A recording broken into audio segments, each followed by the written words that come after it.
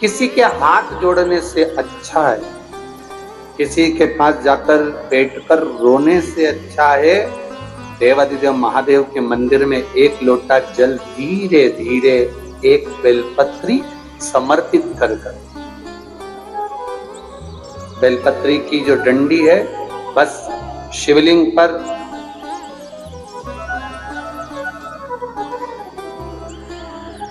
ये शिवलिंग, ये जलाधारी, ये माता पार्वती जी का हस्तकमल शिवलिंग, ये बेलपत्री, ये दंडी का जो मुख है वो अशुक सुंदरी की ओर।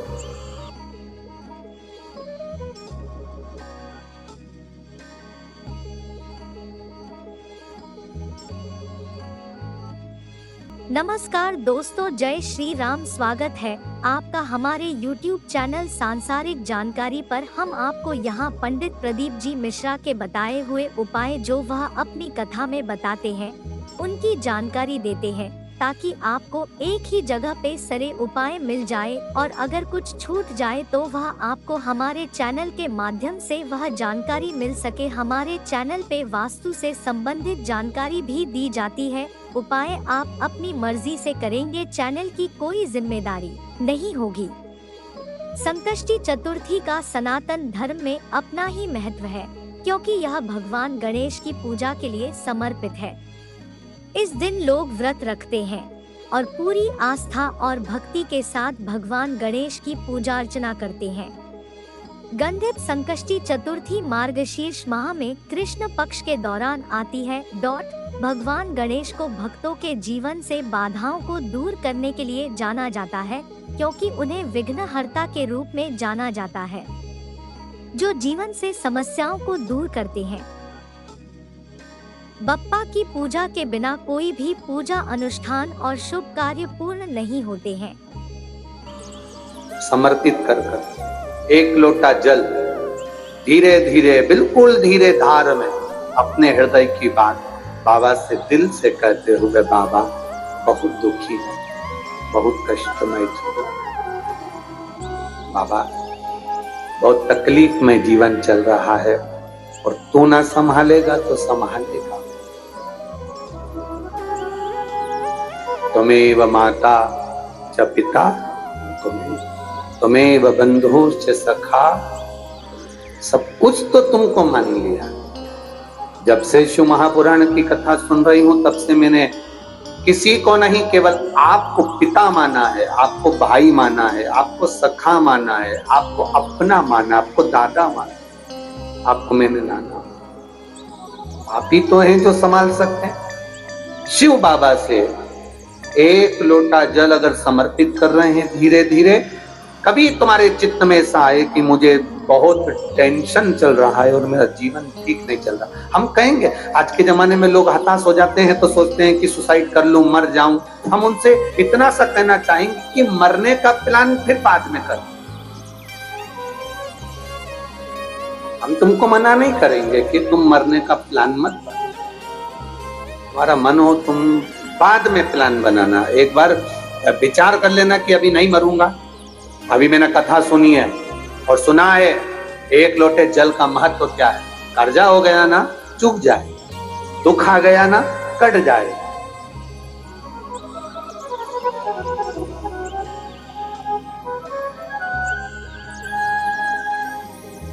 कर्जा भी हो गया तो कटेगा, मिटेगा। मरना उसका कोई एक प्लान नहीं है कि कर्जा तुम मर जाओगे तो कर्जा तुम्हारा चुक जाएगा। ना ना ना ना, कर्जा हो गया ना चुकाएगा बाबा। तुम्हारा विश्वास दृढ़ रखो, अपने भजन के बल को बढ़ाओ, शिव मंदिर में जाने का समय का आनंद पाओ। शंकर जी पे एक लोटा जल चढ़ाओ तो दिल से चढ़ाओ।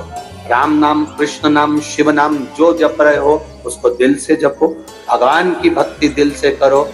आया हुआ समय, आया हुआ दुख कटेगा, थोड़ा समय लगेगा, धीरे धीरे धीरे धीरे वो कट जाएगा। वो बर्तन होता है ना, बहुत काला हो जाता है तो उसको माताएं रगड़ती है, वो साफ नहीं होता तो फिर क्या करते हैं उस बर्तन को। अगर बर्तन साफ नहीं हो ना तो फिर उसको क्या करते हैं, उसमें छाछ भर देती है, दही भर देती है, नींबू लगाकर छोड़ देती है। खट्टी चीज से वो साफ हो जाएगा। तो थोड़ा अगर समय लग रहा है और लगे कि तुमको कि ये ठीक नहीं हो रहा है, तो समझ लेना कि भगवान ने भी कोई छाछ भर दी होगी। भगवान सुन क्यों नहीं रहा, भगवान ने भी कोई दही भर दिया होगा। ये समर क्यों नहीं रहा, ये ठीक समय आ क्यों नहीं रहा, आएगा। थोड़ा बाबा पर भरोसा रखो, विश्वास रखो, सारी समस्या का हल एक लोटा आप बाबा को समर्पित करो। बोल बम का नारा है, बाबा एक, उसके सहारे जियो ना। हम क्यों संसार वालों के सहारे। एक तमिलनाडु में नंदनार नाम का एक मजदूर रहता था, जिसको बधुआ मजदूर कहते हैं। बधुआ मजदूर मतलब किसी के यहाँ, किसी सेठ के यहाँ, किसी धनपति के यहाँ किसी को बेच दिया जाता, या आज से तुम्हारा नौकर है।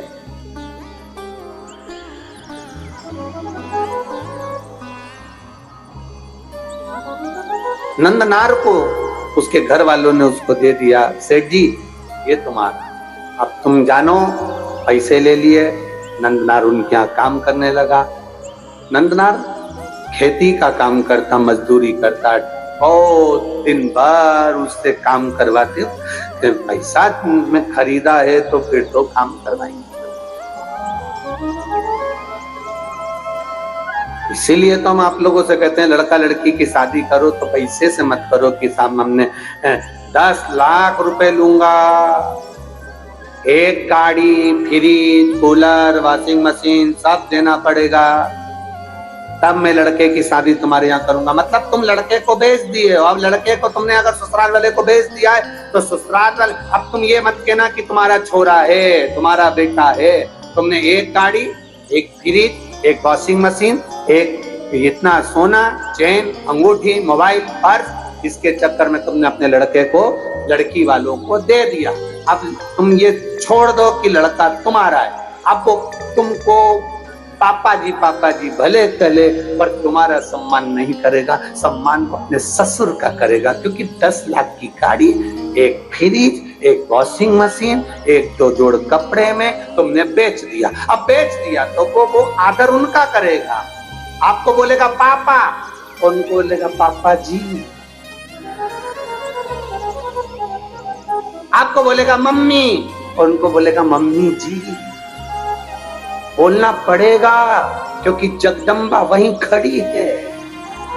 नहीं बोलेगा तो ये चंद्र घंटा घंटा बजा दे।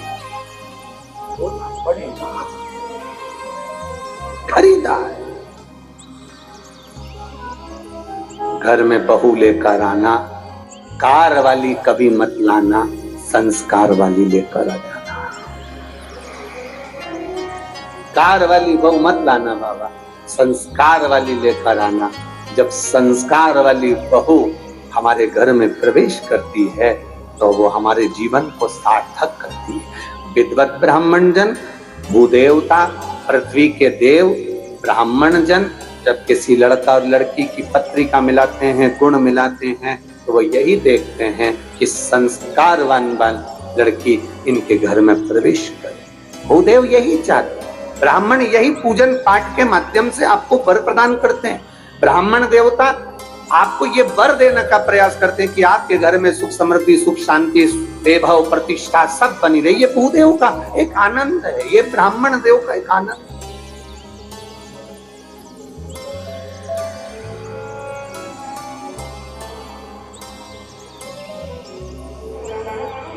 अब नंदनार काम कर रहे हैं, पर नंदनार के हृदय में एक बड़ा बड़ा भाव था। नंदनार जिस सेठ जी क्या काम करते थे उस गांव से 25 किलोमीटर दूर तिरुपुंगुर नाम का एक शिव मंदिर है तमिलनाडु में। तिरुपुंगुर 25 किलोमीटर दूर था वो मंदिर। नंदनार शिव की भक्ति में रमे रहते थे। खेती करते, काम करते, डलिया धोते, सेठ भी ऐसा कि 24 घंटे में से केवल 4 घंटा उसको आराम करने देता, बाकी का 20 घंटा उसको रधेड़े रखता, काम करवाता रहे। वो भी बेचारा मजदूर था, बधुआ था, बंधा हुआ था, करता। निवेदन आप सबसे, धन से किसी को बांधने का प्रयास मत करो। धन और भय से कभी मत बांधना। आज तक इस शिव महापुराण की कथा में आपको कभी भय नहीं बताया कि तुम अगर शंकर जी को जल नहीं चढ़ाओगे तो तुम्हारे साथ ऐसा हो जाएगा, तुम अगर शंकर जी का व्रत छोड़ दोगे तुम्हारे साथ ऐसा हो जाएगा, तुम अगर शंकर जी के साथ ऐसा करोगे तो तुम्हारे साथ ऐसा हो जाएगा, क्योंकि शिव महापुराण में कोई भय लिखा ही नहीं है। ये तो दुनिया के लोगों ने शंकर भगवान को भय बना दिया। शिव जी क्रोध के देवता हैं, रुद्र देवता हैं, गलत करोगे गुस्सा करेंगे, गलत करोगे ऐसा हो जाएगा।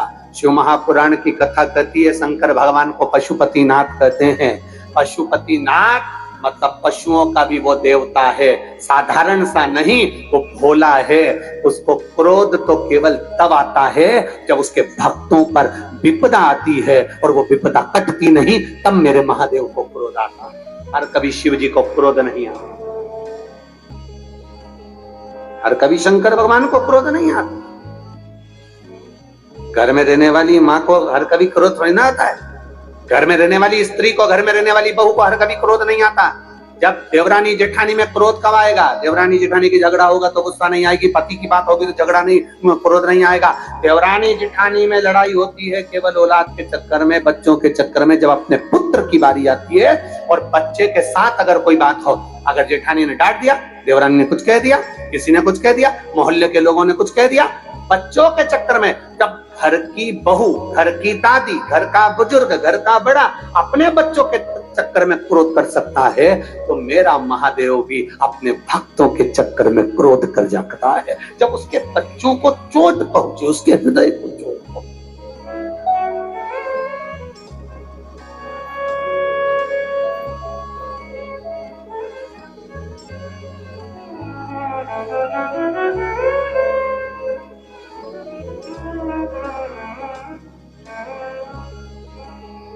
जब हृदय में यह विचार है, अब कई लोग कह देते हैं भगवान बड़े गुस्सेले हैं, शंकर भगवान का। कई माताएं कहती है हमने सोमवार का व्रत करा था गुरुजी, अगर हम छोड़ देंगे तो भगवान गुस्सा तो नहीं होंगे? हमने कहा कौन सी पुराण में लिखा है, वो भी तो बताओ कि भगवान को गुस्सा आया, इन्हें व्रत छोड़ा तो। ना ना ना, मेरा महादेव क्रोध नहीं करता, अनायास हर किसी पर क्रोध नहीं करता। मेरे बाबा तो इतने सरल हैं, इतने सरल हैं कि एक चोर चोरी करने ऊपर चढ़ा, उसके पास में कुर्सी नहीं थी, स्टूल नहीं था, निसेनी नहीं थी, शिवजी पे चढ़ गया, सामान जलाधारी चांदी की निकालने लगा। महादेव खुश हो गए, मांग ले तुझे क्या चाहिए। वो चक्कर खा के नीचे गिर गया, मैं तो चोटा चोर। आज तक आप प्रसन्न नहीं हुए भोलेनाथ, और आज कैसे प्रसन्न हो गए? शिव जी कहते हैं लोग जल चढ़ाते, धतूरा चढ़ाते, बेलपत्री चढ़ाते, तो पूरा ही चढ़ गया, पूरा चढ़ गया। मैं प्रसन्न ना हूं तो क्या? कितनी कृपा है उसकी, दया, उसकी करुणा कितनी विचित्र हो जाता है। कभी कभी ऐसा भाव प्रकट हो जाता है, कभी कभी। वो करुणा ना करेगा तो कौन करेगा? वो करुणा ना करे, वो कृपा ना करे तो कौन कृपा?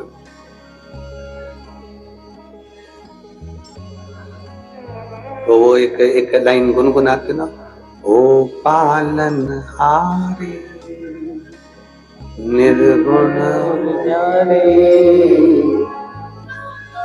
तेरे बिना हमारा कोई नहीं।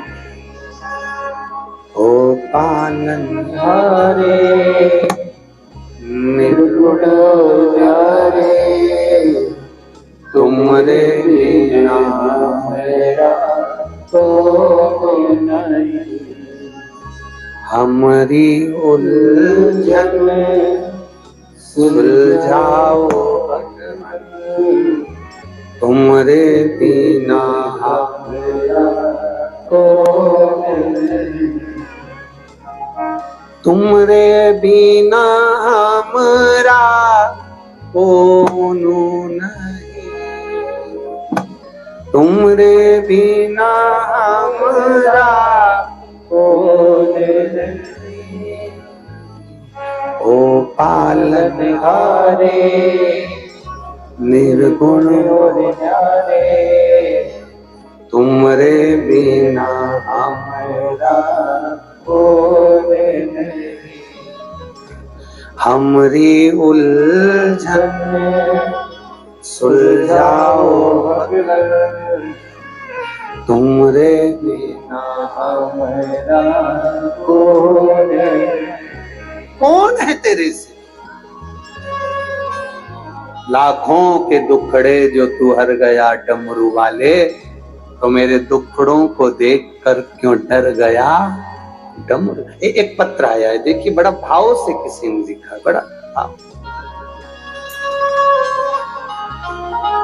तो दोस्तों इसी के साथ आज की हमारी वीडियो यहाँ पर समाप्त हुई। आशा करती हूँ आपको हमारी ये वीडियो जरूर पसंद आई होगी। हमारे चैनल एस्ट्रो विज्ञान को सब्सक्राइब जरूर करें और हमारी वीडियो को लिखें और शेयर भी करें, ताकि और लोग भी ये उपाय जान सके और अपने जीवन खुशियाँ पा सके। नमः शिवाय।